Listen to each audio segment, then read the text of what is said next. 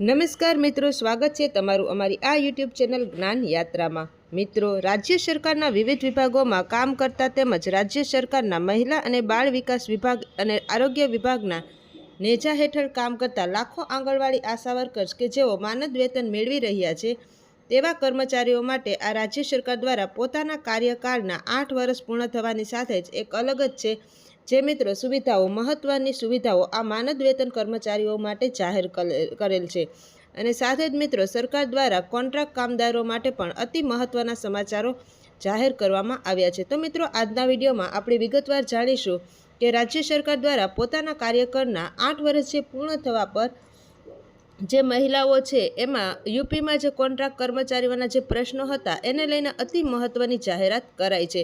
તો મિત્રો, હવે ટૂંક સમયમાં ગુજરાતના આંગણવાડી મિત્રોને પણ લાભ થશે એવી ચોક્કસ શક્યતા છે। તો મિત્રો, ચાલો જાણીએ આપણે આ વિડીયોમાં સંપૂર્ણ માહિતી। મિત્રો, ઉત્તર પ્રદેશ સરકારની તો ઉત્તર પ્રદેશમાં યોગી આદિત્યનાથની સરકારને લગભગ 8 વર્ષ પૂર્ણ થઈ ગયા છે। હવે આ 8 વર્ષ પૂર્ણ થતાની સાથે જ કર્મચારીઓના માનદ વેતન સરકાર દ્વારા વધારવામાં આવશે અને મહિલાઓને અલગથી સુવિધાઓ પણ મળશે।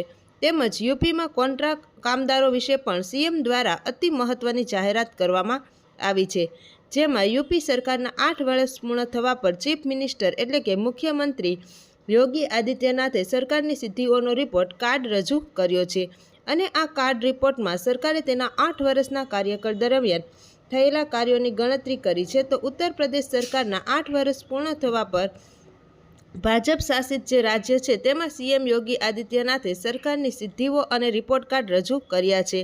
આ રિપોર્ટ કાર્ડમાં સરકારે તેના 8 વર્ષના કાર્યકાળ દરમિયાન થયેલા કાર્યોની ગણતરી પણ કરી છે।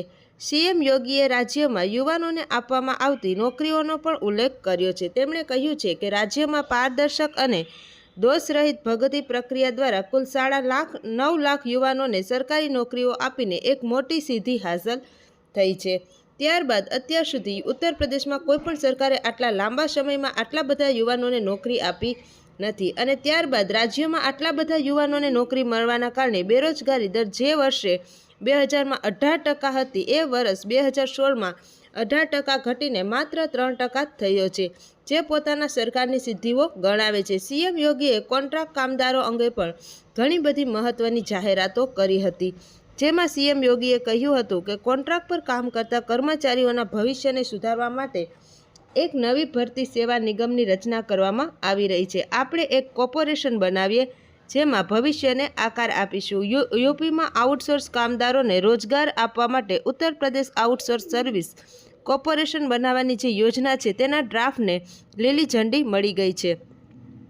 ટૂંક સમયમાં જ કામદારોને આઉટસોર્સિંગ પર રાખવામાં આવશે અને આ જે કોર્પોરેશન દ્વારા વિભાગોમાં મોકલવામાં આવશે અને તેમનું શોષણ અટકાવવામાં આવશે। ત્યારબાદ તેમની લાયકાત અનુસાર માનદ વેતન પણ નક્કી કરવામાં આવી રહ્યું છે।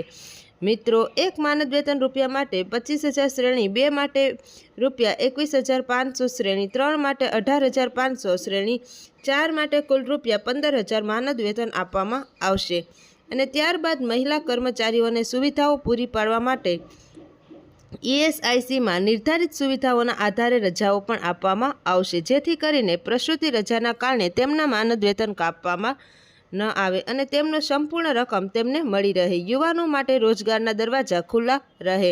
ત્યારબાદ ઉત્તર પ્રદેશ જાહેર સેવા આયોગ અને ઉત્તર પ્રદેશ ગૌણ સેવા પસંદગી આયોગે છેલ્લા 8 વર્ષમાં લગભગ 95% ઉમેદવારોની પસંદગી કરીને પારદર્શક ભરતી પ્રણાલીનું ઉત્તમ ઉદાહરણ સ્થાપિત કર્યું છે।